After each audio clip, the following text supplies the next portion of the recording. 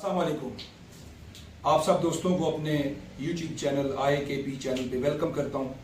उम्मीद है आप सब खैरियत से होंगे। दोस्तों, आज का वीलॉग जो हम टॉपिक इसमें कवर करेंगे वो बड़े ज़बरदस्त पॉइंट्स हैं।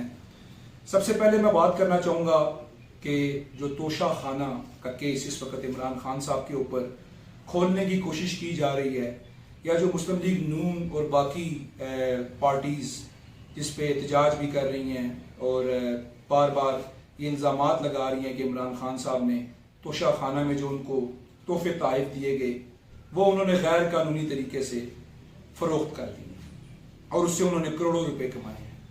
मैं ये समझता हूँ कि इमरान खान साहब ने कल अपने इंटरव्यू में और फवाद चौधरी साहब ने एक ट्वीट किया जिसमें उन्होंने ये बताया कि बात यह है कि मेरा गिफ्ट मेरी मर्जी। बिल्कुल आपका गिफ्ट आपकी मर्जी, लेकिन ये गिफ्ट आपको बतौर प्राइम मिनिस्टर दिए जाते हैं जो आप मुल्क पाकिस्तान के हैं। तो आपने अच्छी पॉलिसी बनाई कि 50% आपने बढ़ा दी। पहले 5% थी या 10% था, उसको आपने बढ़ा के 50% कर दिया। ये एक अच्छा इकदाम था। मैं ये समझता हूँ कि अगर इस केस को चलाया जाए तो इमरान खान साहब आपको खंदा पेशानी के साथ जब आप ये कह रहे हैं कि हमने 50% कीमत बढ़ाई कि खरीदने के लिए आपको 50% तक अमाउंट देना पड़ेगा और आपने कानूनी तकाजे सारे पूरे किए हैं, तो फिर अगर अपोजिशन आप पे इल्ज़ाम लगा रही है और अगर कोर्ट में ये केस चलता है तो आपको चाहिए कि आप दीदा दिलेरी के साथ कोर्ट में जाएं, अपने केस को डिफेंड करें, अपना सारा रिकॉर्ड पेश करें। तोशा खाना का ज़ाहिर है वहाँ पे एक पूरा डिपार्टमेंट है, पूरा एक सेक्शन है, पूरा एक स्ट्रक्चर है। वहाँ से रिकॉर्ड पेश करके तमाम उन आवाज़ों को बंद कर दिया जाए जो आप पे ये इल्ज़ाम लगा रहे हैं कि भाई आपने जो गिफ्ट्स लिए हैं उसको आपने गैर कानूनी तरीके से एक्वायर की और फिर उसको आपने बेच दिया। उसके बाद नंबर 2, जिस पॉइंट पे मैं आप जो सुनने वाले हमारे सामईन है, दोस्त हैं, चीफ मिनिस्टर उस्मान बोजदार। मैंने चीफ मिनिस्टर इसलिए कहा है क्योंकि साबका का लफ्ज इस्तेमाल इसलिए नहीं किया कि पंजाब असेंबली के अंदर इस वक्त बड़े हालात खराब हैं।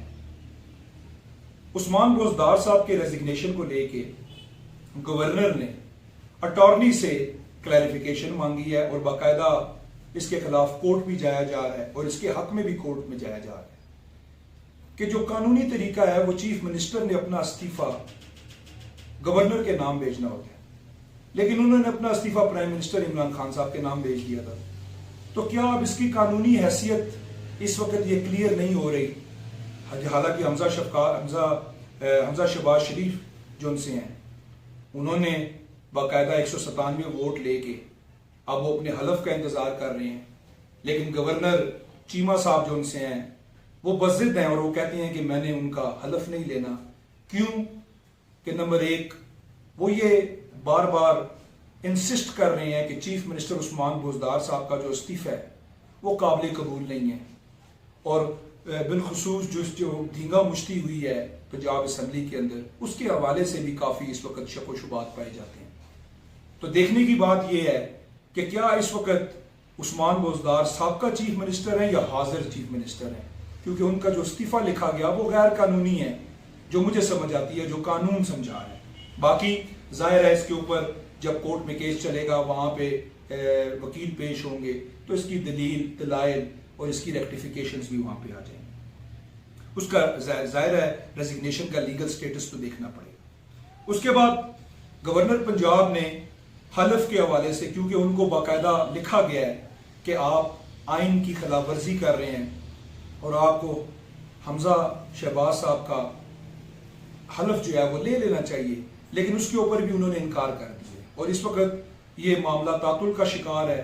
पंजाब असेंबली इस वक्त आप समझें कि ना वहाँ पे कोई चीफ मिनिस्टर है, ना वहाँ पे कोई स्पीकर है, ना वहाँ पे कोई डिप्टी स्पीकर है, ना वहाँ पे कोई सिस्टम है और पंजाब के सारे प्रोजेक्ट्स, पंजाब की सारी असेंबली का स्ट्रक्चर, पंजाब का ऐवान वो इस वक्त नल एंड वॉइड है, वो इस वक्त गैर फाल हुआ है।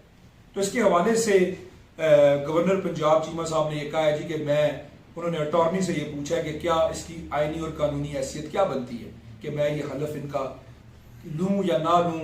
मुझे इससे पहले रेजिग्नेशंस को देखना है, मुझे इससे पहले डिप्टी स्पीकर की रूलिंग्स को देखना है, स्पीकर की रूलिंग्स को देखना है, हाई कोर्ट की के ऑर्डर्स को देखना है। तो इस वक्त ये गू मगू की कैफियत है पंजाब असम्बली के अंदर। और मैं ये समझता हूँ बतौर पाकिस्तानी कि हमारे सियासतदान आईना होते हैं, अवाम पाकिस्तान के रिहायशी, पाकिस्तान के रहने वाले उनको फॉलो करते हैं। लिहाजा मेरी इनसे अपील है कि ये जो आपने पूरे पाकिस्तान नहीं पूरी दुनिया में हमारी जगहसाई हो रही है, एक दूसरे के ऊपर लोटे फेंके जा रहे हैं, एक दूसरे को गाली गलौज दी जा रही है, हाथापाई की जा रही है, तफड़ मारे जा रहे हैं, बदतमीजी की जा रही है। आप जो पॉलिटिशियंस हैं काबिल एहतराम, आप ये सोच सकते हैं कि पूरी दुनिया में हमारा कितना गलत इमेज जा रहा है। मैं इस चीज से मुझे कोई गर्ज नहीं है कि परवेज इलाही साहब गलत हैं या हमजा शहबाज शरीफ साहब गलत हैं या कोई डिप्टी स्पीकर बिक गया या कोई। बात यह है कि पाकिस्तान की बदनामी हो रही है, पाकिस्तान के ऐवानों की बदनामी हो रही है, पाकिस्तान के कानून और आइन को जिस वक्त बदनामी की जा रही है। और इंडिया हमारे बारे में बनाना रिपब्लिक की के हैशटैग्स लगा रहे हैं। तो ये हमारे सियासतदान, हमारे ये MPAs, ये नेशनल और प्रोविंशियल असम्बलीज के लोग, इनको कब अकल आएगी कि आप अवाम के रिप्रेजेंटेटिव्स हैं, आप इख्तलाफ करें लेकिन अदब अदाब में रह के करें, तमीज और तमद्दुन में रह के करें, एक दूसरे की इज्जत नफ्स को न मजरू करें। और सबसे पहले पाकिस्तान है। तो मैं अपील करता हूं गवर्नर पंजाब से, मैं अपील करता हूं परवेज इलाही साहब से, स्पीकर पंजाब असम्बली से, मैं अपील करता हूं हमजा शहबाज साहब से, मैं अपील करता हूं प्राइम मिनिस्टर शहबाज शरीफ साहब से कि खुदारा हमारी अदालतों से मैं अपील करता हूं कि इसके ऊपर कोई बाउंड्री लाइन तो ड्रॉ की जाए। ये गुंडे एक दूसरे के ऊपर जो पंजाब असम्बली में कपड़े फाड़े गए, एक दूसरे के लाते मुक्के घूसे मारे गए, ये लोग इस मुल्क को चलाएंगे। इंतहाई दुख और अफसोस होता है। इसके बाद हम सब जानते हैं कि वफाकी काबीना का कयाम आज अमल में आ गया है और उसके 36 उसके अंदर वुज़रा रखे गए हैं। इसमें PMLN को 14, पाकिस्तान पीपल्स पार्टी को 11 और जमीयत उलमा इस्लाम फजल रहमान फे को 4 सीटें दी गई हैं। ये टोटल मिला के 36 की कैबिनेट बनाई गई है, वुज़रा बनाए गए हैं। देखना पड़ेगा क्योंकि इनके ऑलरेडी आपको पता ही है कि अपोजिशन की जो ये कैबिनेट बनी है या PDM की जो कैबिनेट बनी है, इसमें इख्तलाफात तो बज़ाहिर एकदम नजर आना शुरू हो गए। कोई पार्टी कह रही है चेयरमैन सेनेट हमारा होगा, कोई कह रही है कि डिप्टी स्पीकर हमारा होगा, और सदारत को लेके, प्रेसिडेंट को लेके, क्योंकि प्रेसिडेंट को भी उन्होंने चेंज करना है, फजल रहमान साहब उसके कैंडिडेट हैं और दूसरी तरफ से आसिफ अली जरदारी साहब उसके कैंडिडेट हैं। कल सुनने में आया कि फजल रहमान साहब ने कहा जी कि फिल 4 इलेक्शंस करवाए जाएंगे। ये अचंभे की बात हो गई। कल तक ये सारे इमरान खान को हटा के और कह रहे थे कि अब हम 1.5 साल कैबिनेट चलाएंगे, लेकिन आज इलेक्शंस की बात क्यों आ गई? मैं ये समझता हूँ कि अपोजिशन के अंदर इस वक्त हमआहंगी नहीं है। इस वक्त जाहिर है वो अपने नजरिए की पार्टीज हैं, कोई लेफ्ट की है, कोई राइट की है, हर किसी का अपना मफाद है, हर किसी का अपना वोट बैंक है। कोई इस्लामिक वोटर या इस्लामिक कार्ड के जरिए वोट लेता है, कोई मशरिक को फॉलो करके वोट लेता है, कोई मजदूर पॉलिसीज के ऊपर वोट लेता है, कोई किसी भी तरीके से आपके हर किसी का एक अपना नजरिया, अपना जाविया होता है सियासत के अंदर वोट मांगने का। तो ये जब इतने मुख्तलिफ जाविये और नजरिया आपस में बैठ जाएं तो एक पॉइंट एजेंडा तो था इमरान खान को हटाना है, लेकिन उसके बाद क्या, उसके बाद अब क्या होने जा रहा है? लिहाजा ये देखना पड़ेगा। मुझे फिल 4 जो समझ आती है कि ये मुश्किल है कि ये इकट्ठे चल सकें। इस वक्त पाकिस्तान में अगर आपने इस्तेकाम पैदा करना है, पाकिस्तान में एक अच्छा माहौल पैदा करना है, तो उसके लिए मैं ये समझता हूँ कि फिल 4 इलेक्शंस करवाए जाएं और जो भी पार्टी, चाहे वो पीपल्स पार्टी है, नून लीग है, काफ लीग है, जमीयत उलमा इस्लाम फे है, पाकिस्तान तरीके इंसाफ है, जिसको भी अवाम मैंडेट दे वो आके फिर इस मुल्क की पॉलिसी चलाए। क्योंकि IMF आपसे बात करने को इस वक्त हिचकिचाहट में है, क्योंकि उसको पता है कि 6-8 महीने की हुकूमत है और कल अगर ये खत्म हो गई तो हमारी नेगोशिएशंस कहाँ जाएंगी। Asian Development Bank, World Health Organization, बड़े बड़े जितने जो मुल्क हैं, चाइना है, सऊदीया है, उसके अलावा ईरान है, रशिया है, अमेरिका है, कनाडा, ऑस्ट्रेलिया है, यूरोप है, ये चाहते हैं कि पाकिस्तान में स्टेबिलिटी हो और हम ऐसे फाइनेंशियल एग्रीमेंट्स करें गवर्नमेंट के साथ बैठ के जिसके long term positive effects Pakistan की इकोनॉमी के ऊपर, तो ये भी चीजें देखनी पड़ेंगी। इसके बाद आपने देखा कि इमरान खान साहब ने चंद सहाफियों को बुलाया और उन सहाफियों के साथ उन्होंने बड़ी जबरदस्त गुफ्तगू की। वहां पे उन्होंने इनडायरेक्टली इस्टेब्लिशमेंट के हवाले से ये भी कहा कि मेरे बारे में बड़े गलत अल्फाज एक महफिल में बोले गए और ये हुआ और वो हुआ, लेकिन मैं कोशिश करूंगा कि मैं गलत बात ना करूं, गलत अल्फाज ना बोलूं और इंस्टिगेट ना करूं। और मैं ये समझता हूं कि इमरान खान साहब बहुत अच्छी बात आपने की, और मैं आपको ये बताना चाहता हूं कि हम अपनी पाक फौज के साथ खड़े हैं। पाक फौज इस पाकिस्तानी मुल्क की जमानत है, इसकी आज़ादी की जमानत है। 100% कोई भी ठीक नहीं होता, लेकिन वो बॉर्डर पे खड़े हुए हमारे नौजवान, वो सरहदों पे खड़े हुए हमारे जवान फौजी जो इस मुल्क पाकिस्तान को तहफ़्फ़ुज़ देते हैं, इसकी हिफाजत करते हैं, इस पे आने वाले अंदरूनी बैरूनी हमलों को रोकते हैं, मैं समझता हूं कि उन फौज एज एन इंस्टीट्यूशन को तनकीद करना इंतहाई गलत बात है।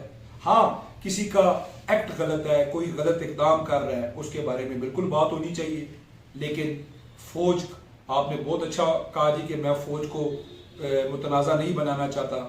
मैं समझता हूँ कि PMLN, पीपल्स पार्टी और सब पार्टीज को अपनी फौज का तहफ़्फ़ुज़ करना चाहिए। ये फौज इस मुल्क की आज़ादी की जमानत है। इसके बाद जो सबसे मेन चीज़ है वो मैं आपके सामने ये बताना चाहता हूँ कि 2-3 बड़े मेन पॉइंट इमरान खान साहब ने उन इंटरव्यूज में अपने साफियों को बताए। उन्होंने कहा कि सबसे बड़ी गलती वो ये उन्होंने की कि जो उन्होंने डॉलर को फ्री फ्लोट होने दिया। डॉलर को कंट्रोल जिस तरह डार साहब ने किया हुआ था, अंडर डेवलप्ड कंट्रीज में किया जाता है।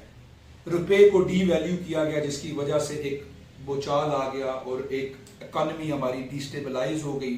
और मैं समझता हूं कि ये इमरान खान साहब, आपने जो अपनी गलती का एतराफ़ किया, ये आपकी वाकई बहुत बड़ी गलती थी। उसके बाद उन्होंने कहा जी कि जो जस्टिस काजी फाइज ईसा के खिलाफ रेफरेंस हमने किया, इमरान खान साहब ने अपनी गलती को तस्लीम किया। उन्होंने कहा जी कि मेरी वो सबसे बड़ी गलती थी और मुझे वो नहीं करना चाहिए था। और वज़ीर कानून जो थे वो MQM के थे, फारूक नसीम साहब, वो कहते हैं जी मुझे इमरान खान साहब ने कहा था कि आप ये रेफरेंस करें। लेकिन खान साहब, आपका ये कहना कि ये गलत था, मैं भी समझता हूँ कि बिल्कुल जुडिशरी को भी हमें हर लिहाज से सपोर्ट करना चाहिए, और वो रेफरेंस वाकई ही गलत था। उसके बाद इमरान खान साहब ने ये कहा जी कि उस्मान बोजदार से रेजिग्नेशन लेना, ये भी उनकी बहुत बड़ी गलती थी। उसके अंदर अभी भी जो कानूनी उजते हैं वो तो बाकी हैं, जैसे मैंने इस वीलॉग के शुरू में आपको बताया कि क्या उस्मान बोजदार साहब का इस्तीफा कानून और आइन के मुताबिक था, ये सवालिया निशान है। और फिर उसके बाद उन्होंने कहा जी कि जो चीफ इलेक्शन कमीशन का जो अपॉइंटमेंट है, उन्होंने कहा जी कि वो हमारा और अपोजिशन के दरमियान कोई उस वक्त म्यूचुअल अंडरस्टैंडिंग नहीं हो रही थी, तो लिहाजा फिर इस्टेब्लिशमेंट ने किरदार अदा किया और उन्होंने जो बंदा हमें दिया, वो कहते हैं वो भी मेरी बहुत बड़ी गलती थी। वही चीफ इलेक्शन कमीशन आज अदालत में जाके कहता है जी कि मैं 6-7 महीने इलेक्शन नहीं करवा सकता। तो लिहाजा ये जो गलतियां आपने तस्लीम की, मेरा ख्याल है कि ये इमरान खान साहब आपके लिए आगे जाके बेहतर होंगी। और दुनिया के अंदर लीडर या कोई भी इंसान हो, अगर वो अपनी गलतियां तस्लीम करके उससे सीखे तो फिर उसके लिए आगे बढ़ने के मौके बहुत ज्यादा पैदा हो जाते हैं। आखिर में जो मैं एक पॉइंट बात करना चाहूंगा, इमरान खान साहब ने कहा कि जी मैं कोई भी टिकट्स अब इलेक्टेबल्स को नहीं दूंगा, मैं कोई भी टिकट्स खड़पैंचों को नहीं दूंगा, मैं कोई भी टिकट्स ब्लैकमेलरों को नहीं दूंगा, मैं पार्टी वर्कर्स को दूंगा। तो इमरान खान साहब, आपकी पार्टी के अंदर पार्टी वर्कर्स को इज्जत दी नहीं जाती। पहले आप नीचे उतर के देखें तो सही कि आपके पार्टी के अंदर क्या पार्टी के वर्कर्स को इज्जत दी जा रही, क्या आपके जो सूबों के अंदर तंजीमें थी उनमें काम करने वाले वर्कर्स थे, क्या उनको इज्जत दी जा रही है? लिहाजा ये चीजें आपको देखने वाली है। और शहबाज शरीफ साहब, मैं आपको मुबारकबाद पेश करता हूं कि आपने मेट्रो के मंसूबे का इफ्तिताह किया। ये मेट्रो अब एयरपोर्ट तक जाएगी। आप सोच सकते हैं कि इसमें गरीब बंदा सफर करेगा। सबसे बढ़ के आप ये सोचें कि जिन लोगों के पास गाड़ी नहीं है, जिन लोगों के पास ट्रांसपोर्ट नहीं है, जो पिंडी और उसके गिरदोनवा से एयरपोर्ट आने के लिए हजारों रुपए की ट्रांसपोर्ट बुक करते थे और फिर घंटों घंटे सफर करके पहुंचते थे, अब वो चंद रुपए दे के वो आराम से बस में बैठेंगे एयर कंडीशन और सीधे एयरपोर्ट के टर्मिनल के ऊपर आके उतरेंगे। तो ये बिल्कुल तातुल का शिकार प्रोजेक्ट, इसको इफ्तिताह करके चला दिया गया। मैं आपको खराज तहसीन पेश करता हूँ। इसके अलावा जो आप बाकी प्रोजेक्ट्स को भी परस्यू कर रहे हैं और उसको फास्ट ट्रैक करने की कोशिश कर रहे हैं, बिल्कुल आपको करना चाहिए। और बिजली के मामला, गैस के मामला, पेट्रोल के मामला, महंगाई के मामला, इसके ऊपर शहबाज शरीफ साहब और जो बाकी PDM है, आप लोग यही रोते थे कि जी इमरान खान ने महंगाई कर दी, ये कर दिया। मैं अब आपसे उम्मीद करता हूँ कि आप तमाम चीज़ों की कीमतों को कंट्रोल करेंगे, तमाम चीज़ों को मैनेज करेंगे, तमाम चीज़ों को कंट्रोल में लाएंगे और गरीब आवाम तक इसका रिलीफ पहुँचाएंगे। इसके साथ इस व्लॉग से इजाज़त चाहूँगा। अपना बहुत सारा और इस चैनल का ख्याल रखें और इसको लाइक और सब्सक्राइब ज़रूर करें और बेल आइकन प्रेस करना ना भूलें और इसको दोस्तों और साथियों के साथ ज़रूर शेयर करें। अल्लाह ताला आपका नेगहबान।